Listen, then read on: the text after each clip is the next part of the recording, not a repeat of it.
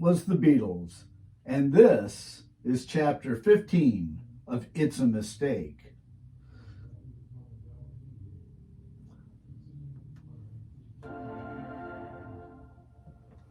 Shortly before the council was to break for lunch, an occasion in which Panna might have heard of Deviant's idea, Vinchno called.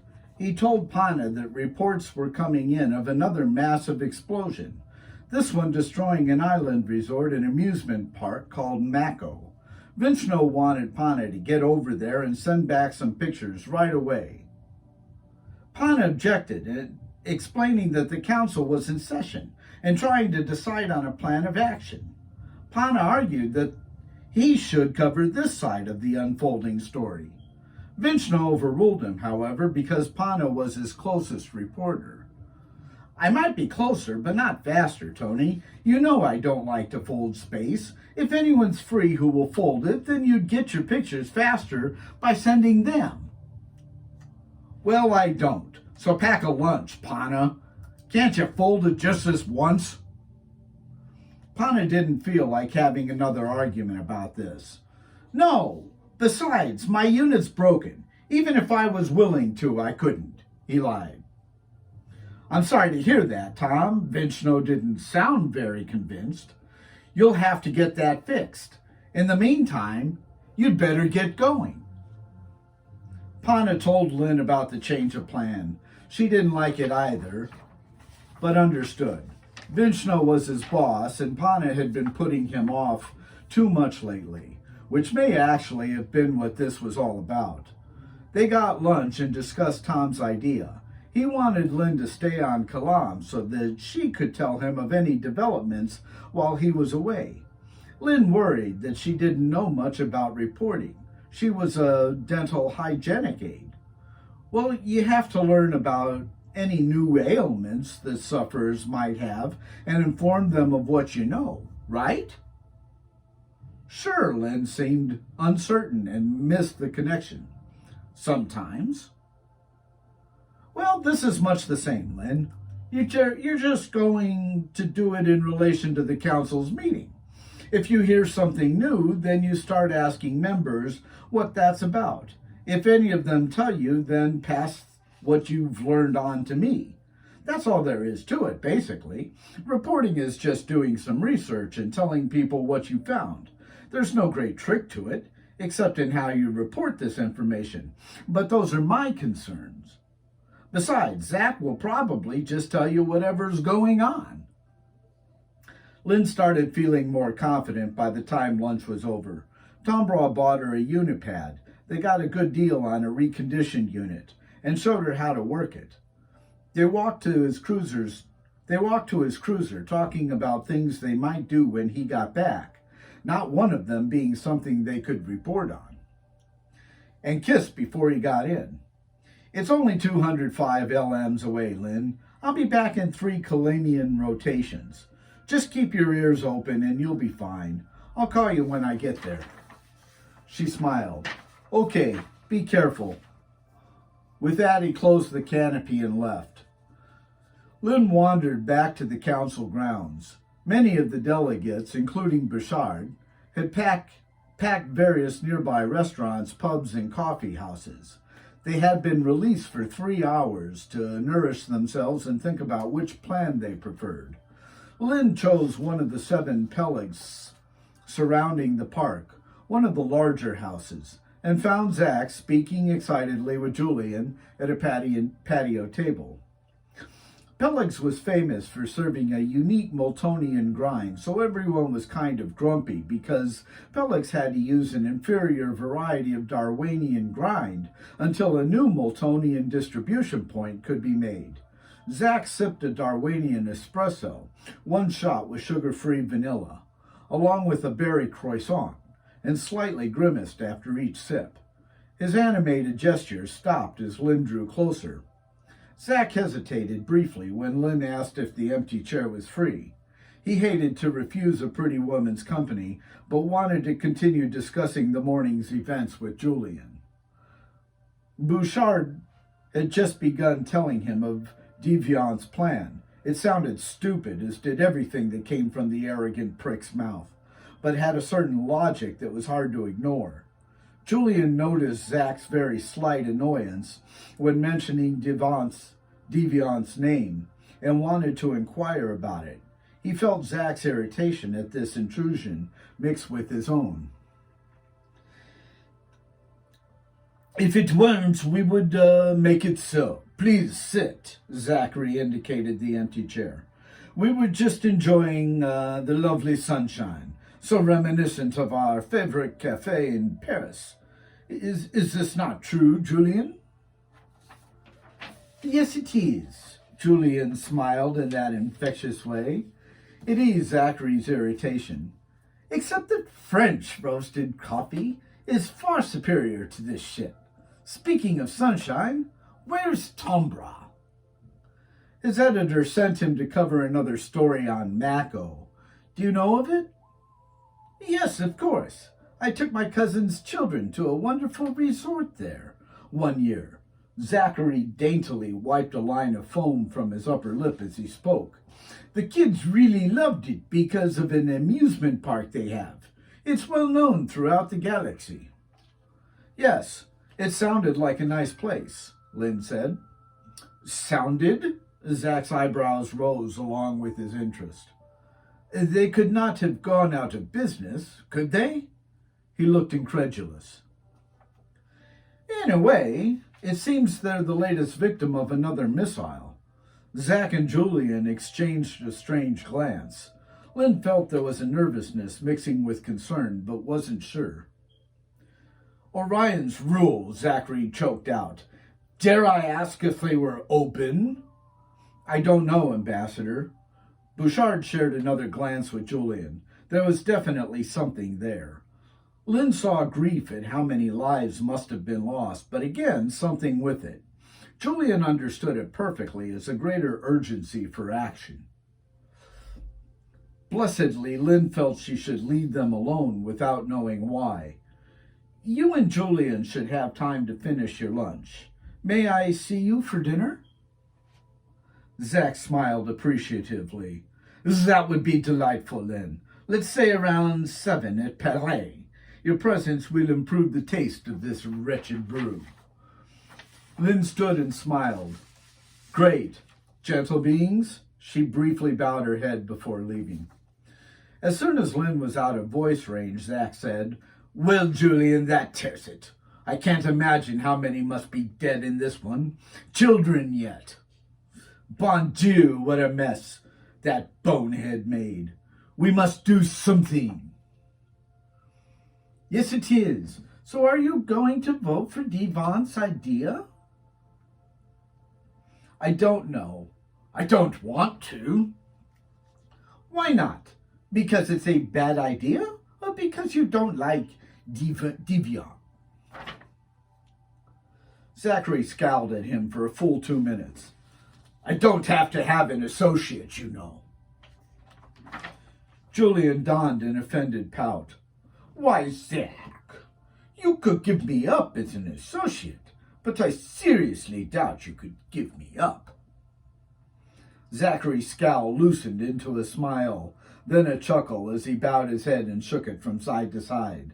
When he looked back into Julian's imploring eyes, it was with love. You are the devil. But you are also right.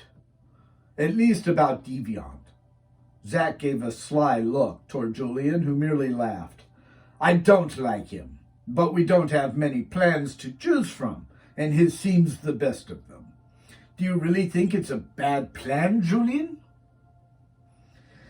Well, he sighed. Yes, Zach, I mean, how will you do this? And even if you can, isn't there a possibility that the universe won't reboot?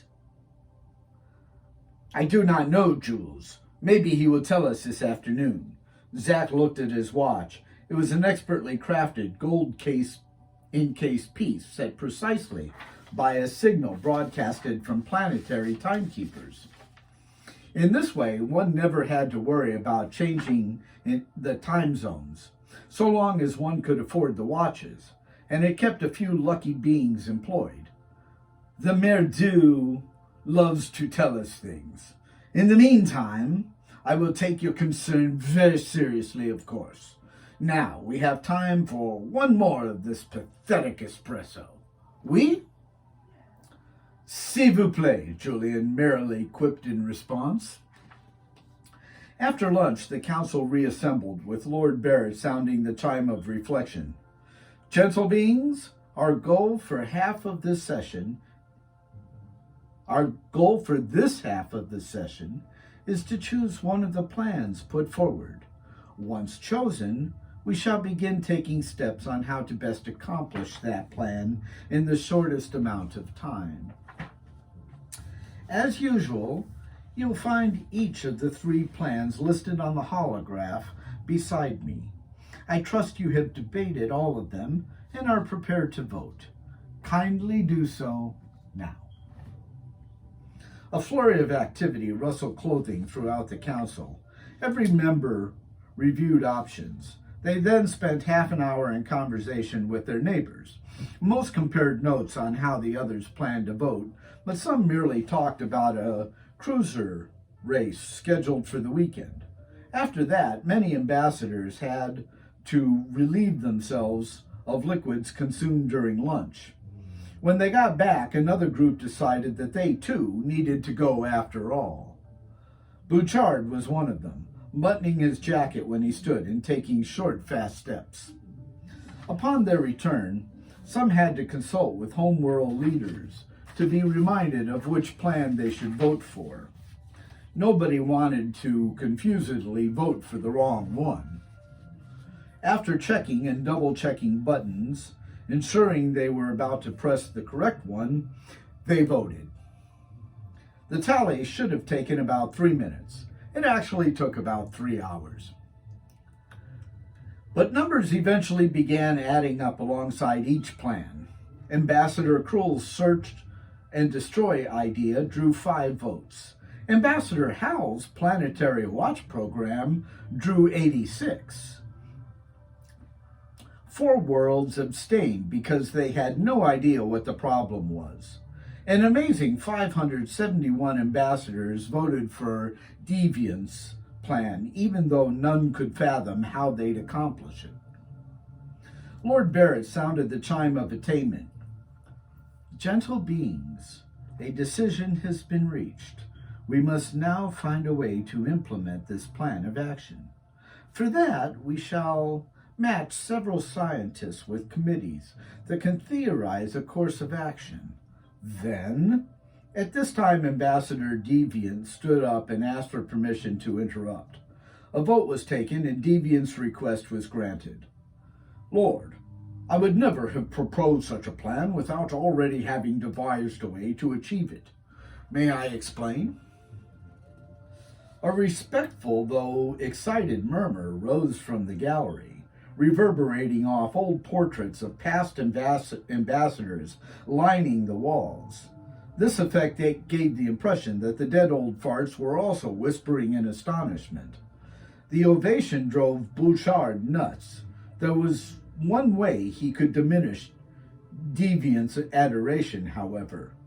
Bouchard stood up, buttoning his jacket, and called for a vote, granting special time to Ambassador Deviant. He then unbuttoned his jacket and sat back down. Deviant was most certainly going to be allowed to explain his theory for accomplishing this idea.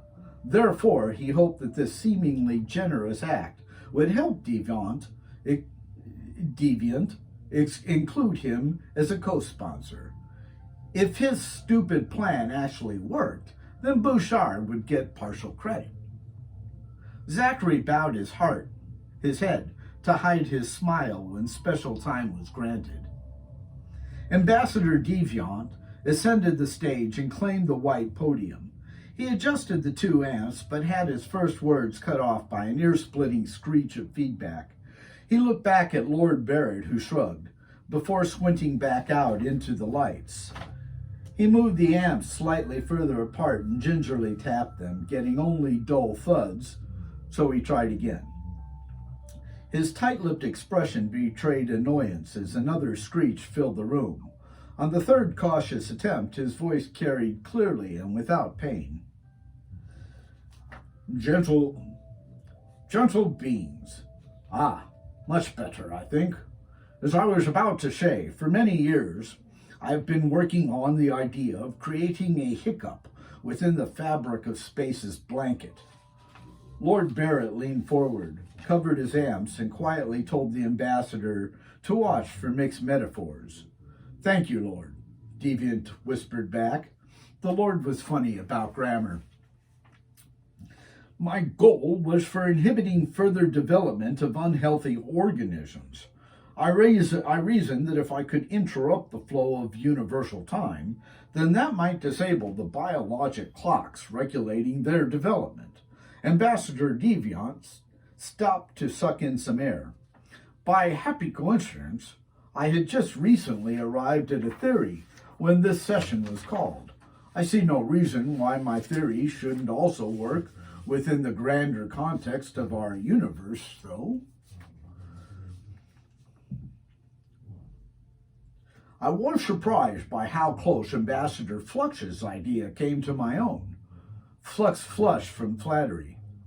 The fabric of our universe is basically woven from vibration. Deviant looked back uncertainly at Lord Barrett, who smiled. He nodded and continued. Our reality exists only within this particular vibration. As we all know, though, a blanket has millions of threads. These many vibrations exist like strings quivering next to each other.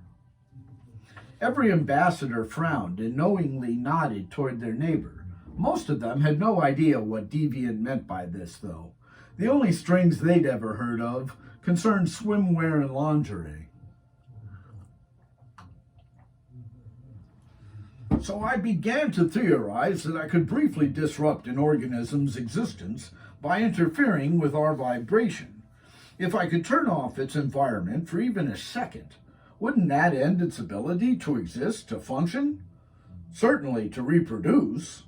When their environment returned, they would then be harmless.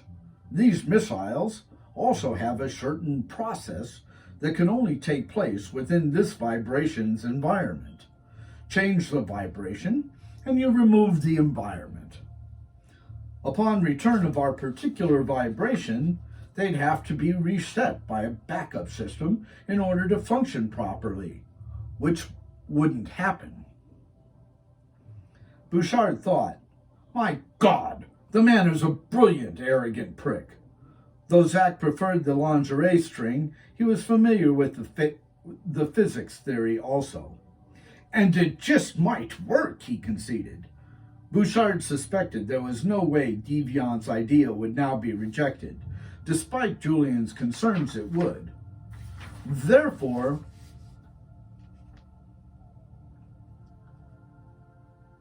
it would be pointless to vote against it. Bouchard now desperately wanted his name attached to this idea. Zachary stood up again, buttoning his jacket, and asked how such a change in vibration could be created. Lord Barrett looked pleased at the interest. Bouchard smugly unbuttoned and sat back down. Well, we all know that the universe is basically magnetic in composition, so it would require a device large enough to produce an electromagnetic surge, Deviant answered. The interruption would spread out like ripples on a liquid surface, changing everything only for the brief moment it passes through that space. Since time was getting on to 6 o'clock, and Bouchard still had to change clothes, he motioned to adopt this plan. Lord Barrett called for a show of limbs this time, and the concept to create such a ripple was passed. They were then released for the evening. Thank you. We'll see you in chapter 16.